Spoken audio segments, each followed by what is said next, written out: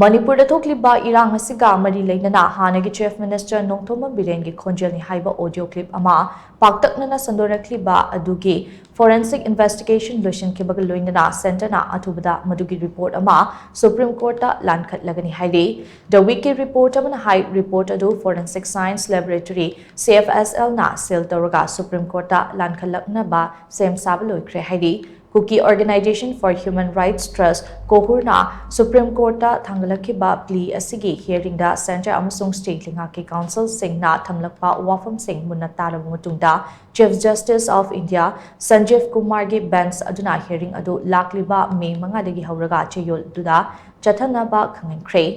CFSL gi report adu Solicitor General Tusar Mehtana file tawrakadabani adum oinamak mahak hojik leitabana maram oiraga hearing gi matam khara sangdokpiyo haina appeal tawrakhibani case asida kohurge maikaida lebliba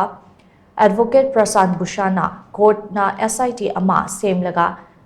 Thigat hanbinaba takshin kibasu leikrabani mahakna phungdokhibagi matung ina audio clip leak oirakpagi case ase yamnamak hakchina lofam thoi truth lab amagi matung ina audio clip atuda yawriba Khonjel adu Nongthombam Biren gi oirampa yai haibase chada Marifutara hundoigi chang chumle haina confirm tarakhiba leikrabani CFSL gi report gi truth lab gi report na reliable oiba heli hainasu mahakna phungdokhiba leikrabani